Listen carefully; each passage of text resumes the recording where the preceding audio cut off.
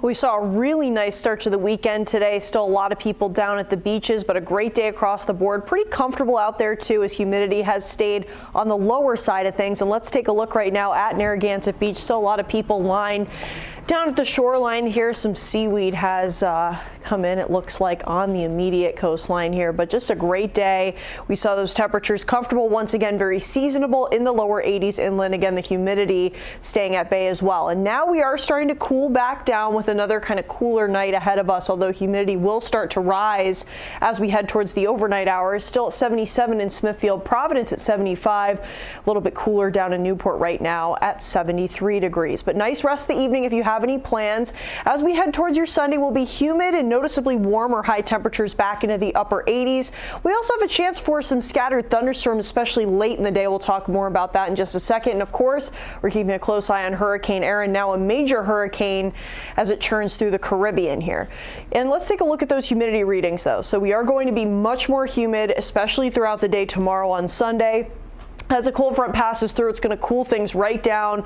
Kind of more crisp fall-like feel to the air in the coming days here, starting on Monday, with high temperatures only in the lower to mid 70s, with those dew points down in the 50s. With that, as the cold front passes through, we are expecting the chance for some stronger storms. They're more scattered in nature, as I mentioned, but we are in a level 1 marginal risk for those storms, especially towards the late evening and even the overnight hours tomorrow. Right now, just seeing some spotty pop-up showers and thunderstorms, but nothing really of interest in our immediate area at this point. Expecting to stay mainly dry, as high pressure will continue to dominate for the most part. Our cold front associated with those scattered showers and thunderstorms for tomorrow is still up in the Great Lakes regions. That will start to track towards our area though, especially by the second half of the day tomorrow. Here's Hurricane Erin. Has well-defined eye right now. It's strengthened in the last 24 hours very rapidly from a Category 2 to a Category 5 hurricane. So not expected to make landfall in Puerto Rico or the Leeward Islands, but those areas certainly expecting a lot of rainfall from the outer bands of the system, as well as some tropical storm force winds. But the max winds, especially in the center of the storm, 160 miles an hour. So not only is this our first hurricane of the Atlantic hurricane season, but a very strong one, a major hurricane.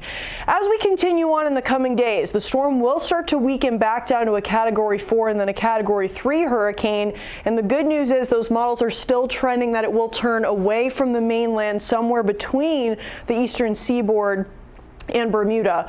Bermuda should be kind of on alert though for the potential for some effects kind of similar to in the Caribbean of those kind of outlying winds and rains as well. So here's a look at the models here. The mean will be this line right in the middle, again trending away.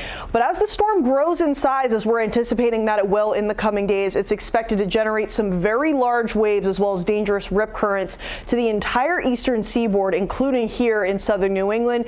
This would be at its peak kind of around Wednesday into Thursday. So nice beach weather overall. The actual weather will stay dry, or we're expecting that, but the waves will be very large, 8 to 12 feet plus. So don't want to get in the water as those waves are coming through. Could be very dangerous, especially on those rocks and jetties. In the meantime here, we are going to see that humidity rise. High temperatures in the upper 80s inland by the second half of the day tomorrow. Some spotty chances for showers and thunderstorms early, kind of the main event later on in the evening, some of which could be on the strong to severe side, so we'll be keeping a close eye on that. After the disturbance tomorrow, as that cold front passes through, as I mentioned, we're going to cool down considerably here in the coming days.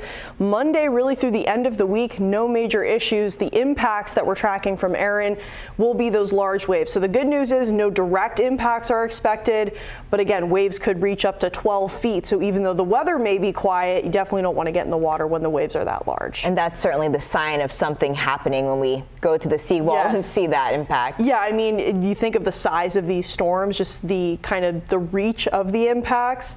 Even if the weather looks okay, you want to, as always, be careful if you're heading down there. Awesome. Thanks so much. Now in sports, the Patriots